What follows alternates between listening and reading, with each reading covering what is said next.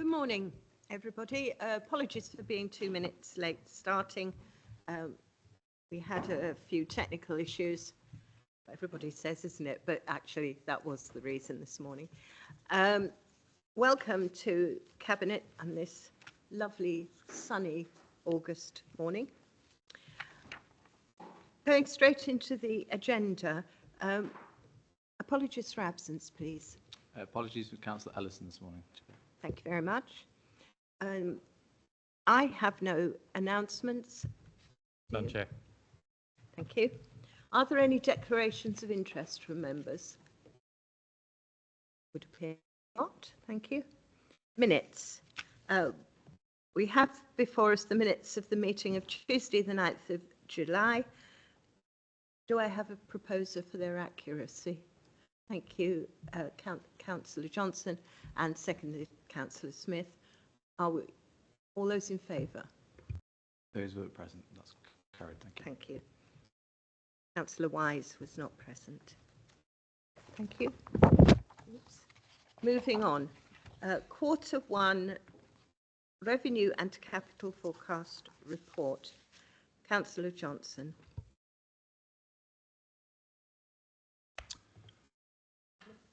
Sorry, I've missed items raised by scrutiny. I do apologise. We haven't had any, though, have we? I'm receiving this. No, no, sorry. Councillor Johnson. Thank you, Chair. This is the 2024-25 Q1 Revenue and Capital Forecast Report. So what this report does is look at the performance in the full year 24-25 as it appears at the end of Q1. So the report updates Cabinet and all members with the forecasted outturn position for 24-25 and highlights the key financial risks being managed within directorates. The dedicated schools grant, particularly the high needs block, continues to be a significant risk to the council, and I will talk about this more later on. This element alone is currently evaluated as costing an extra £1.8 million in the year 2024-25 to that anticipated when budget was agreed. For the remainder of the council services, the budget position is forecasted as favourable, which offsets the deficit position by £200,000, resulting in a forecast £1.6 million deficit. The recommendations before Cabinet are detailed in 1.2 and are for noting. To give a more detailed summary, the forecast position shows an overall net overspend of 1.6 million compared to budget. This largely relates to expenditure on the government grant for schools, normally referred to as the Dedicated Schools Grant, or DSG, activities currently being calculated at £1.8 million greater than the grant received by the council. It is forecast that the council will make use of the statutory override, which is in effect a credit facility, to enable time for activities currently underway to reduce the costs of the service and make good this deficit position. The cautious approach we have taken will increase the deficit balance within the override from 3 million at the end of last financial year to an estimated 4.8 million. There is no guarantee that government will compensate local authorities for the debit balance being held within the override when it expires in April 2026, which is why this debit balance is considered to be a liability for the council. More detail on the causes of the issues with the Dedicated Schools Grant will be covered by the portfolio holder for Children's Services after my introduction. For the other non-dedicated schools grant affected services, the council is forecasting an underspend of 200,000. This results from a combination of factors, the main element being investment income on cash balances is greater than planned, as Bank of England interest rates have reduced more slowly than expected. The council's cash balances are greater than anticipated in budget due to expenditure on the capital programme not being incurred as quickly as planned compared to the phased receipt of grant income. Given that the budget for the year is underpinned by £900,000 worth of reserves, any underspends to the plan will be used to reduce this drawdown. This will have the effect of protecting the council's reserve balances, which can then be used to fund the transformation of service delivery, which will either contribute to financial sustainability or mitigate the effects of future risks. During the first quarter of this year, the Council was unexpectedly required to undertake duties associated with the general election. Resources were drawn from all Council departments to support this task, resulting in the additional workloads being managed alongside the planned activities. The resultant impact on the delivery of planned activities and timescales is still emerging and will be reported in future reports as and when required. A table showing the effect of the Q1 forecast by budget by directorate can be seen at paragraph 3.5. This shows that resources and legal and governance are forecasting underspends, while the other directorates are forecasting slight overspends. Further detail of the variances can be seen at paragraph 3.6. Sources of funding for the Council can be found at paragraph 3.9 and are at £53.2 million funding. This is expected to be on budget. The capital position can be found at paragraph 4. The movement from the £45.2 million capital programme budget is shown in the table. The position is an increase to the capital programme of £2.3 million. The Council has plans for £19.5 million worth of investment into capital schemes during 2024-25, with the levelling up schemes forming 9.7 of this investment. The split of the overall capital project funding at paragraph 4.2 shows that of the £47.5 million invested in the Council's strategic priorities, some £21 million of the Council's capital will be invested in the local economy, with an additional £12.2 million coming from the levelling up funding, making a total of over £33 million. Of the other three priorities, £9.9 million will be invested in public services, £4 million in protecting the vulnerable, and £500,000 will be directed into climate change priorities. The budgeted capital spend for 2024-25 alone is £19.5 million. The details of key investments in our strategic priorities by area can be seen at paragraph 4.3. The key issue for the 2024-25 forecast is the position with the dedicated schools grant override. The forward forecast for this can be seen in the graph at 5.5. This forward profile is key for the Council, as is the Government's position when the override ceases in April 2026. If the Council is left carrying these balances, then this would pose a major threat to the financial sustainability of the Council. As can be seen, the Council is involved in several initiatives to ensure that eventual liabilities are controlled. However, it must be emphasised that the outcome of these initiatives is not guaranteed. The detail of the Council's work on transformation can be seen at paragraph 6. The Council has initiated some 47 transformation projects which are expected to yield £1.8 million of annual savings within the year. These projects are, not within the year, just of annual savings. These projects are vital to the Council being financially sustainable in the future. Transformation projects require a great deal of ingenuity and effort to implement, and those undertaking them should be lauded for their efforts. The Council reserves are dealt with at paragraph 7. This section confirms that the Council's reserve strategy agreed last autumn is an appropriate set of parameters within which to manage. In paragraph 8, the medium-term financial strategy is considered. This section includes important updates which could have an impact on the Council in this or future years. I will not go through these in detail, but suffice to say the Council faces considerable uncertainty over the next few years. Of these uncertainties, the position with the SEND element of the dedicated schools grant is currently unknown and is our major threat.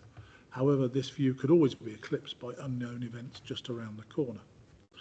Finally, this section confirms that work on the new budget for 2025-26 is well underway, using a key lines of inquiry approach to ensure the process is appropriately detailed and thorough. This report is concise and thorough. It correctly points out the risks to achievement of budget, particularly the dedicated schools grant overspend, and demonstrates that actions are being taken to overcome this. I commend this report to Cabinet and move that Cabinet approves the recommendations in paragraph 1.2. Thank you very much. And those recommendations are 1.2.1 notes the forecast year-end position as at the end of June, Q1, for A, revenue position, B, capital position, and C, the dedicated schools grant. 1.2.2 notes the update on the achievement of the 2024-25 savings proposals and transformation work streams. 1.2.3 notes the position for the medium-term financial strategy following a change in government and the King's speech. And 1.2.4 notes performance against the Treasury Management prudential indicators is in line or better with the strategy. Councillor Johnson's proposed. Do we have a seconder? Thank you, Councillor Smith. So we can now open this to debate. Councillor Smith, I believe you're going to say something about the DSG. Yeah, thank you, Chair. Yes, I would like to just say a little bit more about the dedicated schools grant and the deficit, particularly for those listening in. As has been pointed out, the dedicated schools grant is the government grant to schools, and a certain amount of that is taken off to support children with educational needs, significant educational needs and or disabilities. And as has been pointed out, it was a year ago at 3 million. It is now at 4.8 million, so a rise of 1.8 million. And the main reason for that is the rise in the number of educational healthcare plans. These are children who need additional educational help. And they have risen inexorably since 2019. Then they stood at about 190 odd. It is now, I believe, at 345, so a considerable rise. From 2023 to 2024, it has been, for Rutland, 8.9%, but nationally, 11.9%. And quite frankly, as has been pointed out, this rise in expense that the increase in EHCPs has caused is unsustainable. And it's not just us, this is throughout the country, and it is causing financial difficulties for many local authorities, if not all. We do have a programme in place to try and reduce these costs. It's called the SEND Alternative Provision Programme, and we are in association with Leicester City and Leicestershire, and work has started, and probably now coming up to a year ago. And the idea of this plan is to induce parental confidence, help particularly in the early years, because of good evidence this prevents escalation to requiring more specialist and expensive needs. However, the savings identified and savings already being made are not going to be enough to overcome this deficit. And as has been pointed out, we have this statutory override which protects us until 2026. But unfortunately, perhaps the better way of putting it, as was pointed out to me, it's like having a credit card. At some time, you have to pay it back. I would like to just point out, because it's very timely, the Local Government Association has produced a report on SEND and look at giving ideas on how it may be amended in the future. But basically, the Children's 2014 Act, although well intended, is simply not working as it was intended. I've only been the portfolio holder for children for just over a year now, but I've learned quite quickly that this is what people are saying. This is not working. It's not providing what it was intended in the first place. And despite the increase in costs, the evidence is that there's no evidence of better educational outcomes, which is incredible when you think about it. You know, we're spending far more and not getting better return. One of the things that one of the main thrusts of this report was, again, early help, parental confidence, inclusion in the mainstream, which is good evidence. I'm pleased to say that is the thrust Children's Services in Rutland is making. But as has been pointed out, we are in the hands of government to see what changes they make. So thank you. That is what I wanted to add. Thank you. I have read that the current Secretary of State for Education has recognised it's a problem. I haven't yet read that she has any, or there are any solutions to the problem. I don't know whether the directors have heard anything. Mrs. Godfrey? No, we're still waiting to get a clear policy direction from central government. Thank you. It's a very difficult position, both in terms of how we best support our young people who have additional needs, which of course is our priority, but also in terms of the budget, which is the basis of the discussion this morning. Anybody else want to talk about the budget? Budget papers? No? I would like to echo Councillor Johnson's comments about this being a very clear report. It is. And I would like to commend the directors for doing the sterling job that they do in trying to keep control of what is an extremely difficult budget. And where the pressures are often demand-led and therefore difficult to control. So well done all. It's been proposed and seconded. So the recommendations, all of which are noting, in fact, I'm not sure we do have to approve them, but we will, just for nicety's sake. Do we all agree? That's carried, Chair. Thank you. Right, moving on to the Home Improvement Agency procurement paper.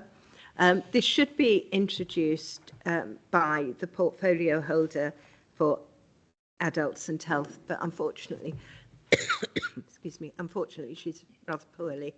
And so Councillor Smith is going to introduce this. Thank you, Chair. Yes, as you say, the portfolio holder couldn't be here today, but she has left me a brief, I'm pleased to say. So this is largely her brief. And she starts out by saying, I would strongly recommend that Cabinet approves the delivery of an in-house home improvement agency service from the 1st of April 2025. Of course, one of the aims of a county council is to support vulnerable people, and that is one of our corporate aims. In this case, it is wherever possible for people, residents, to remain in their own homes and to prevent or delay hospital or residential care admissions. We are obliged to do this under the Care Act of 2014 to supply support for vulnerable adults and to prevent or delay developing need for formal or informal care and support, and to reduce the needs that already exist. The good news is that the evidence from 1 year, 2023-24, has found that timely adaptations and safe home checks prevented some 260 hospital admissions and 20 residential care admissions. And that's not only good for the residents, who I'm sure would much prefer to stay in their own homes, but obviously it makes good financial sense for the council. Unfortunately, the existing provider no longer wishes to provide this service, and a tender exercise unsuccessful, so an in-house alternative has been proposed.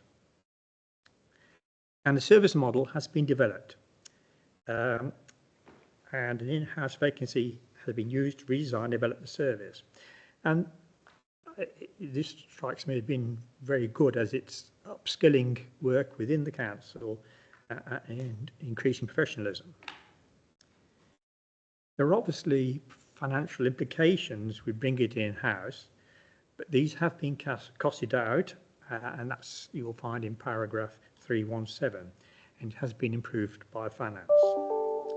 So the revised model will offer an improved integrated therapy offer and will include home checks, digital inclusion service, minor adaptation service, and a dedicated specialist staff.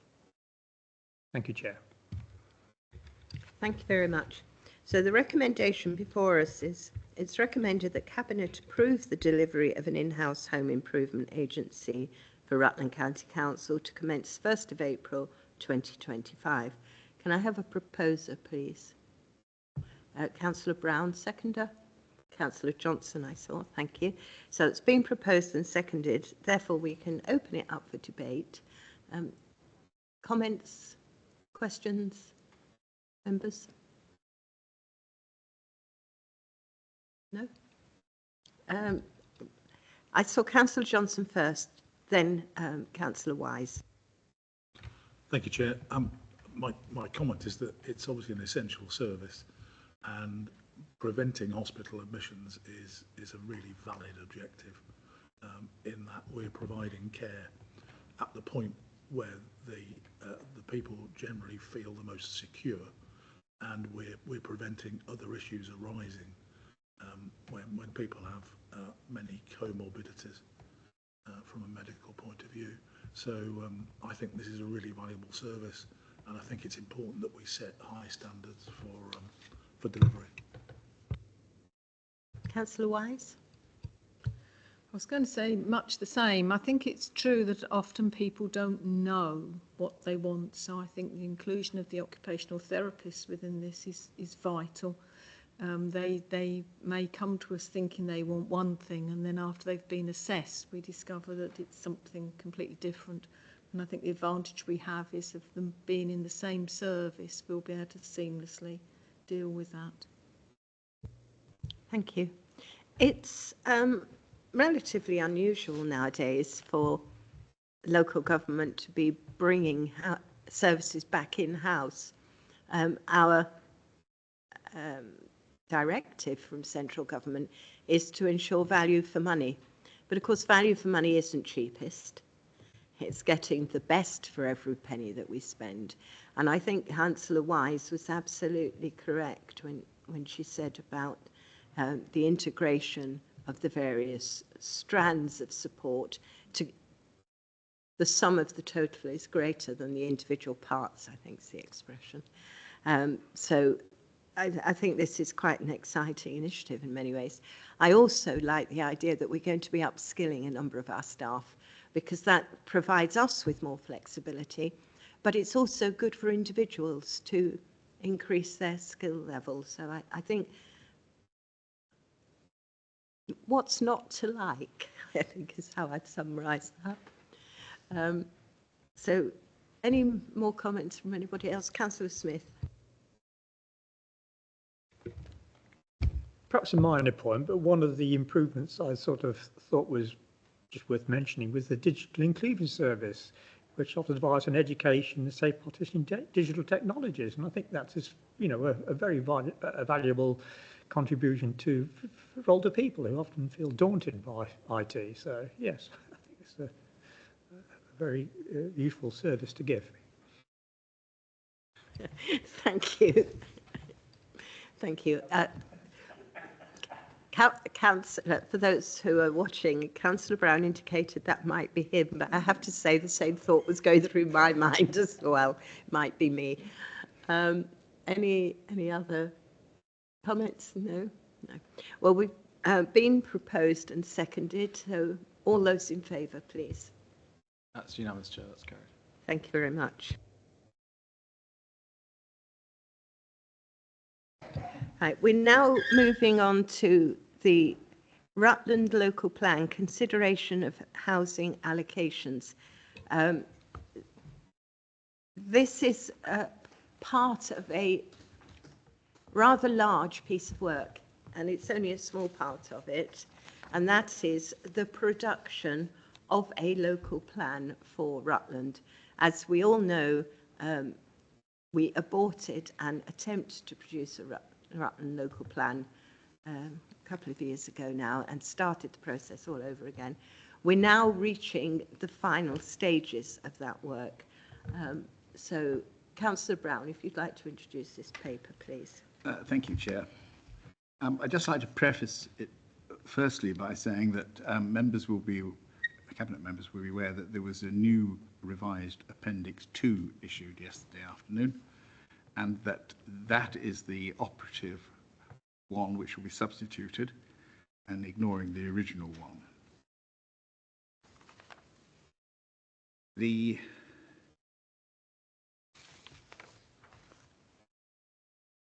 situation is basically that we have the minimum requirement of the government's and the government's current calculations of 123 dwellings per annum. Today's decision is to consider the allocations that are set forward in Appendix 2, and for this Cabinet to consider and determine whether they are in agreement with the same. That is, for those that are listening, all that is to be decided today.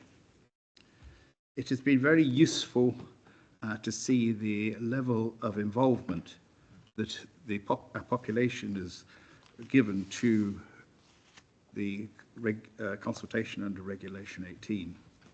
There has been considerable involvement and considerable number of matters put forward, not least on these individual sites. And it is a very good example of local authority democracy working in its best way. And so we now basically have these lists of sites to look to, and really I think probably the best way of at this point is to simply ask my colleagues what their views are on these particular sites, and I will do my best to answer them, Chair. Thank you very much for that introduction, Councillor Brown. We are being asked to consider and determine the proposed allocations for housing development, but I think we, unusually, I'm not going to ask for a proposer of the recommendation simply because we're considering, and it seems a bit odd to have that as a recommendation.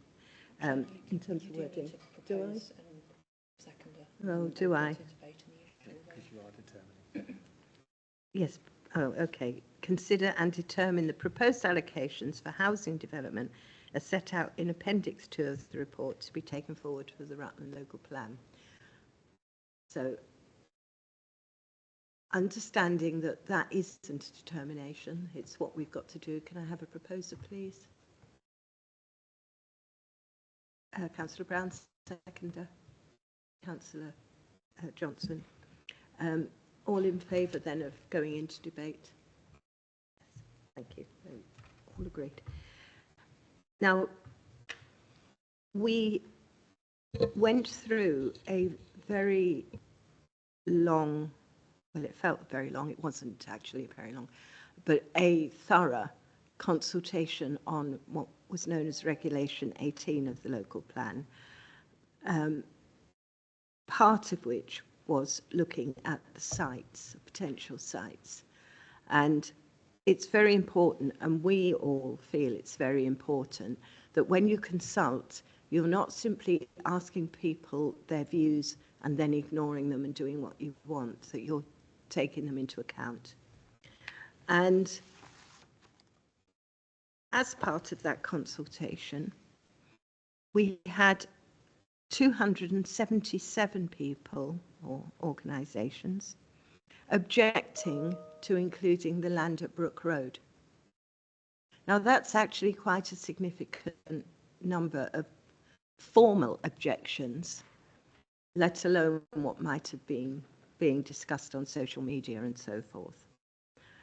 And I think we have to take notice of what people are saying. The objections were covering traffic congestion and highway safety. And if we look at the response in the table, whilst the highways assessment isn't it's a complete no-no, it nevertheless recognises that highway safety has to be a key consideration, and that whilst capacity on the roads isn't a planning issue, nevertheless, there are still problems, parking in particular, and of course parking leads to safety issues, as we know, and other traffic issues, and that's going to be exacerbated. So they're not invalid objections. On the contrary, they are very valid objections. People were pointing out the railway crossing closure times, which will be increasing, and unfortunately, we also have to recognise that people get impatient while they're waiting to cross over level crossings, and that in turn leads to lack of concentration, which of course again becomes a safety risk, etc. Flood risk, lack of infrastructure to cope with it, and so on. And so I think, and this particular site had more objections than any of the others in the plan. And I think we have to listen to what our residents are telling us. Now, it's not an area of Oakham I know excessively well. I'm not an Oakham councillor, and it's because it's the other side of the railway line. When I wander around the town centre, of course, I'm not wandering around in this area, but I was moved by some of the responses that we got on this one. So I am going to suggest that as part of our consideration of this appendix, that we actually remove the land at Brook Road. But can I ask the portfolio holder, please, whether that it would be possible and still maintain a valid plan? Thank you, Chair. Yes, at the present time, we have to look to 123 dwellings per annum. This is under the present standard method, and the NPPF. The government has, I think the elephant in the room on this one is that the government's recent announcements and intentions of increasing matters, but they are only intentions at the present time. It's under consultation. We don't know what that consultation is going to produce, both as to the standard method and indeed as to the NPPF. So the government has very cleverly stated that the existing allocations and the existing system can be carried forward, and so our application will continue under the current NPPF, and that will be used throughout the examination of the local plan. It is not known, as I say, what's going to happen, but we are assured that this will be the benefit of for the future, that the outcome and the transitional arrangements will allow this local plan to progress to its statutory consultation and examination and subsequent adoption. In response to the likely higher number of housing requirements for Rutland that are indicated, a further report will be presented to Cabinet in October with a likely recommendation to commence an early review of the plan once the outcome of the government's current consultations are known. And we will also be faced with, in January, the statutory yearly housing, local housing need on a 5-year basis. So at the present time, we can accommodate this, and the accommodation can be made basically because what we have included in the current plan is a 15.5% buffer. We have a statutory obligation, well, not a statutory obligation, but a strongly recommendation of 10%. If that is reduced to 10%, and this is quite in line with the consultations that we've made, because the residents want to have a lower level, then that will accommodate the withdrawal of the this site from the allocations and still comply with those ability to get through the examination. I am advised that it's a slight risk, but it is one that is manageable and one they can sustain. Thank you. All that we do carries risk, so I suppose really it's up to us to decide whether it's a risk we feel worth taking at this stage. Any comments from anybody else on my suggestion? Councillor Johnson. Thank you, Chair. Yeah, I just wanted to say that I think it is important that we listen to consultation responses. I think you're quite right to point that out. Local opinion is obviously very strongly against the allocation at H12 at Brook Road. And if we can manage without this site allocation and be compliant with our requirements under the local plan, then I think we should make sure that we do not include it in the allocations. Thank you. Councillor Smith. Yes, thank you, Chair. Well, either a consultation is a tick box exercise or we take note of it. We just say we are taking note of it. And then you have to look at the figures. Support for this site, nil. Objection 277. In the previous local plan, or the proposed local plan, which is now been withdrawn, I was involved very much with objections to certain developments, and it was obvious to me that one of the difficulties was people felt they weren't being listened to, and I think that is very important that people feel they are being listened to and action taken. So I would very much support withdrawal of this site. Thank you. Thank you very much. I would add that as you know, and this is public now, there has been a local plan working group working on the local plan for the last quite a long time, a couple of years now, and it's cross-party. So we have the leaders of the political groups on Rutland Council, that is the Independents, Conservative and Labour group, and of course ourselves as the Lib Dem and Green group. And this particular issue, the leaders of the other groups also feel we should listen to the public and withdraw this site.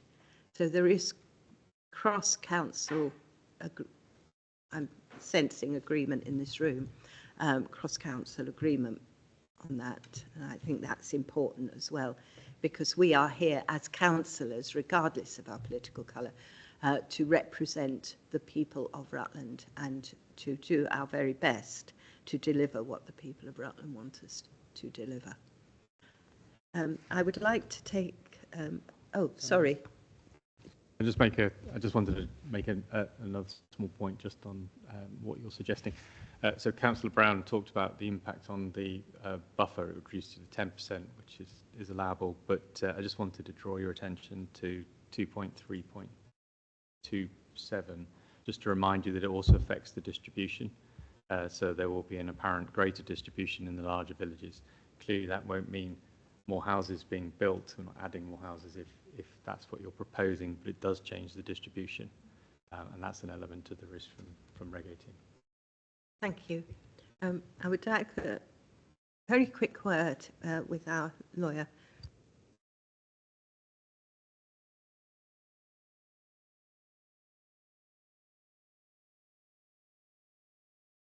Thank you. Thank you.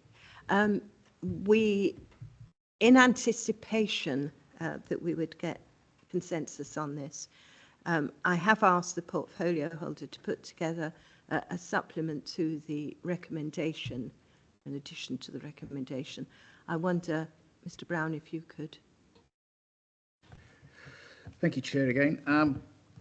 The wording I would propose is that the Cabinet accept Appendix 2, subject to the deletion of the Brook Road site and that officers reflect this in the Regulation 9 consultation and amend the spatial strategy accordingly. I think that's Regulation 19. Sorry, did I say 9? I apologise, I meant 19. Can I again ask the legal officer, does that cover the points we've been discussing? Vote on the amendment. Yeah, but I don't want to vote on something where I've got the words wrong. You've just articulated. Thank you. That's what I want to know. I would propose that. And I will second it. Are we all in favour then? It's carried for that recommendation. Thank you. So that then becomes the recommendation. Do we have to vote on it again? Fine, thank you. Just want to get the process right. Before we do, though, is there anything else anybody wants to say about this paper? It's been a long road getting to this point, so well done all on that. So we have now the substantive recommendation. Do we need, would you read it again, please? Just to be, so we're all clear. Right. Do you want me to read the whole lot again, or just this part? Just to say. Just the Cabinet accepts Appendix 2. Of course, that is the amended Appendix 2. Subject to the deletion of the Brook Road site, and that officers reflect this in the Regulation 19 consultation and amend the spatial strategy accordingly. Thank you. And that's been proposed and seconded. All in favour, please. That's unanimous, Chair. Thank you very much. I haven't been notified yet. Thank you. And the date of the next